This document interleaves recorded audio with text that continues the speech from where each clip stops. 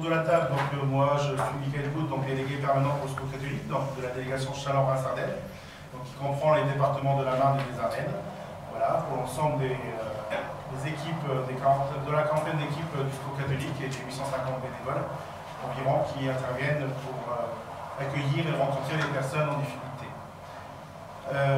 Voilà, le président se présentera après lui-même. Donc les bénévoles de l'équipe de Revin notamment sont présents, des personnes voilà, rencontrées, accueillies ici,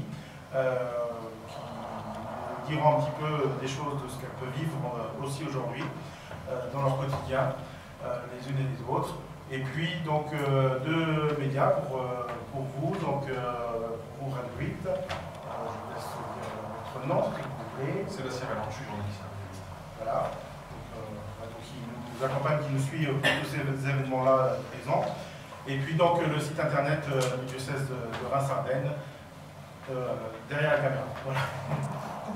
C'est plus compliqué.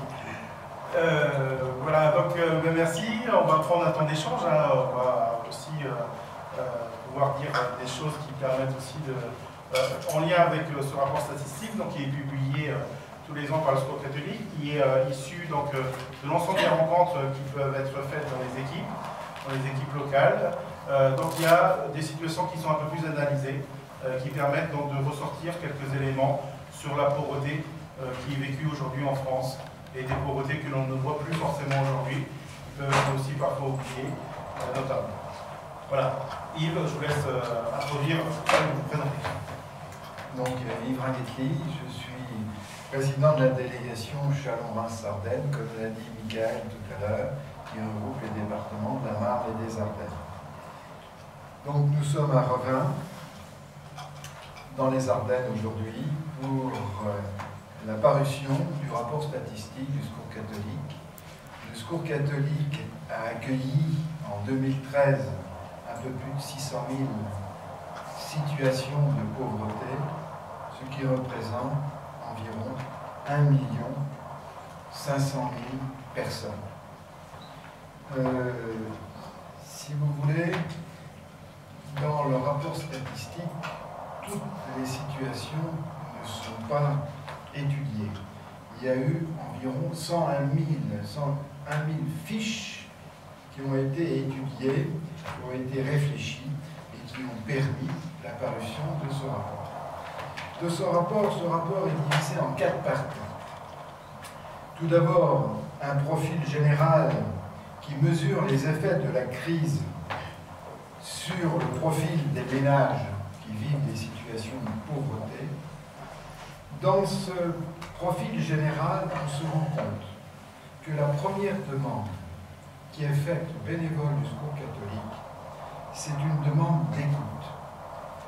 Entre 2012 et 2013, la demande d'écoute est passée de 55% à 57% des besoins exprimés par les personnes que nous rencontrons. Donc, évolution des situations de pauvreté avec la crise, avec je dirais que les familles sont encore plus démunies avec la crise, les familles, les couples avec enfants. Il y a une répartition aussi des pauvretés, car les pauvretés rencontrées en ville, en grande ville, ne sont pas forcément les mêmes que les pauvretés rencontrées dans les petites villes ou dans le monde rural. Il y a aussi une pauvreté qui est liée à l'âge. Par exemple, un jeune sur 5 est sans logement. Et c'est un chiffre qui est bien supérieur à la moyenne générale. Il y a une pauvreté qui est de plus en plus difficile pour les personnes qui ont un manque de ressources. D'ailleurs, c'est traduit dans ce rapport une insuffisance de ressources, et quand il y a une inflation, même si elle est sur le plan général pas très importante, dans certains domaines, elle peut être beaucoup plus importante.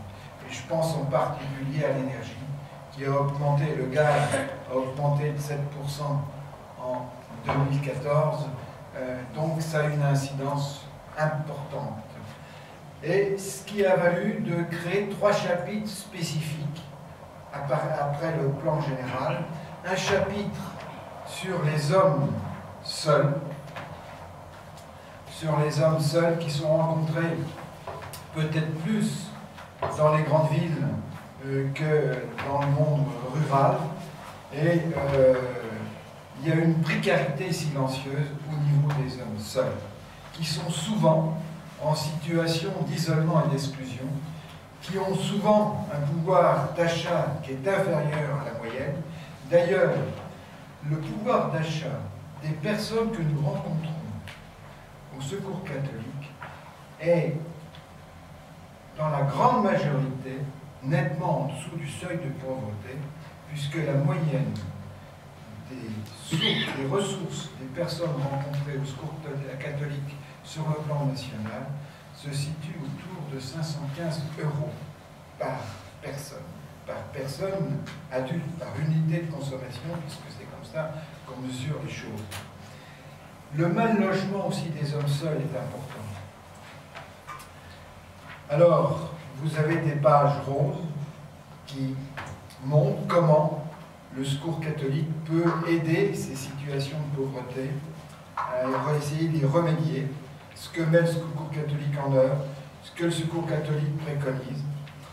Le 3e chapitre est lié à la précarité énergétique. Et je vous ai dit tout à l'heure que quand il y a une inflation, dans certains domaines, une inflation assez importante, ce sont les familles les plus pauvres qui sont les plus touchées. Et on s'est rendu compte, dans nos accueils, que la demande pour des situations, des précarités énergétiques, des impayés énergétiques, elles sont de plus en plus importantes. En région Champagne-Ardenne notamment, on a constaté que ces demandes qui concernent le paiement des loyers ou des charges, chauffage, énergie ou eau, est passé de 15% en 2010 à 29% en 2013. C'est-à-dire que ça a presque doublé, ce qui est très important. Donc il y a le chauffage, mais il y a aussi des problèmes de mobilité, de transport. La précarité énergétique concerne aussi le transport, la mobilité des personnes. Donc, le coût de l'énergie pèse de plus en plus lourd pour le budget des personnes qui vivent des situations de pauvreté. Le dernier chapitre, c'est un chapitre qui concerne les seniors en précarité. Les seniors en précarité, alors derrière chaque chapitre, vous avez des feuilles roses.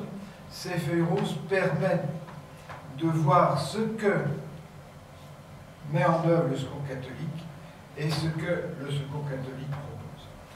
Donc, 4e chapitre, les seniors précaires, l'âge de la retraite dans une économie en crise.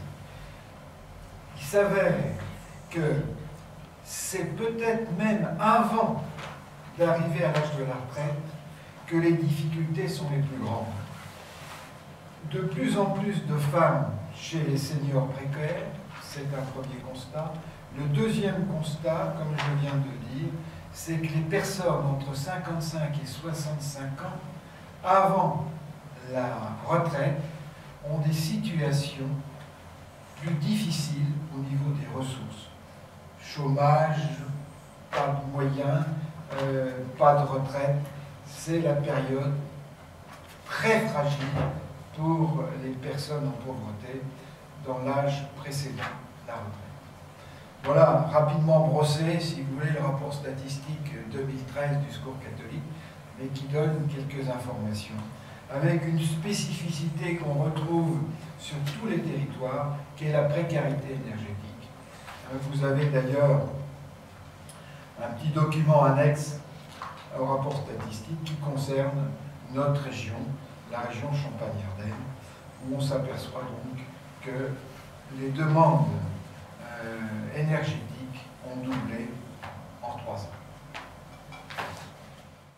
effet, par rapport aux aides, et par rapport aux personnes qu'on rencontre, et donc pas seulement par rapport aux aides, mais l'ensemble des personnes que l'on peut rencontrer, la majorité des impayés sont liés au loyer et aux charges afférentes au loyer, donc l'énergie.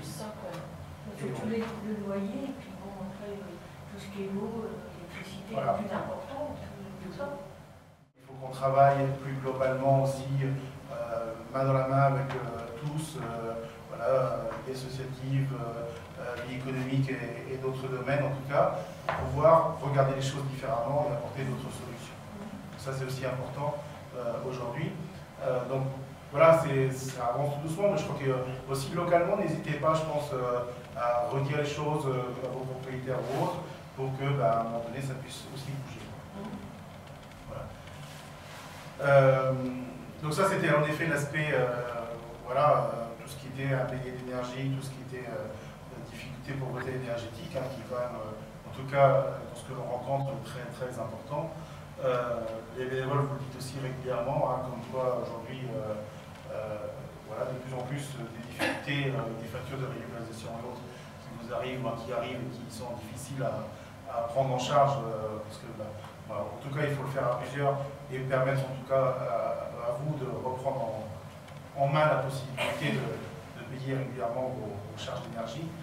C'est pas toujours simple, ça prend du temps, mais en effet vous y arrivez aussi avec le temps, avec un petit coup de pouce, notamment de Secours catholique ou d'autres partenaires.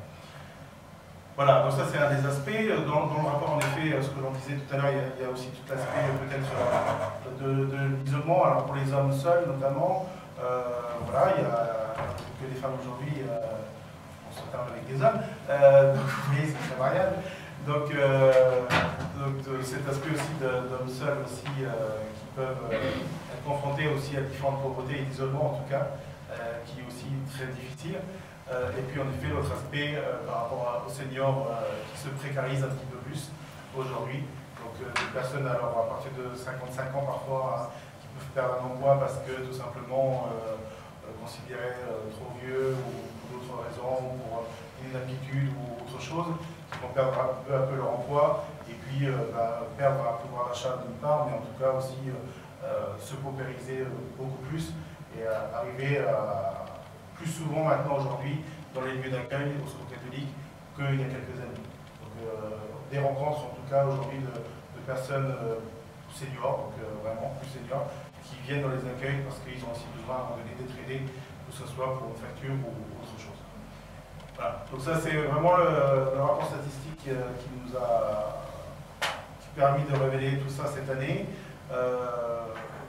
Voilà, donc avec quelque chose de très fort autour de cette pauvreté énergétique, hein, comme vous le dites. Je crois que ce qui est important, c'est l'accompagnement qui peut être fait par les bénévoles aussi. Hein. Je ne sais pas ce que vous pouvez en dire, vous peut-être, et puis les bénévoles après, mais de cet accompagnement qui permet de faire un bout de chemin ensemble et puis d'avancer pas à pas sur vos difficultés, sur comment aussi peut-être se revoir, prendre des engagements mutuels. Et aussi fortement quand même qu'il faut que chacun change de regard aussi sur toutes ces pauvretés-là. C'est quelque chose d'important, parce que voilà, elles existent, elles sont à côté de nous, de tout le monde. Chacun peut aussi être concerné directement, et que ces pauvretés-là, elles existent. Il ne faut pas forcément se fermer les yeux, et en tout cas les regarder autrement. Ça, c'est vraiment important. Et donc c'est aussi par voilà, cette qualité de vivre ensemble hein, que l'on peut avoir un peu des choses un peu différentes aussi aujourd'hui et demain. Et ça, on y tient, au Secours catholique, se vivre ensemble, de pouvoir faire des choses ensemble, d'avancer ensemble en tout cas sur tout ça.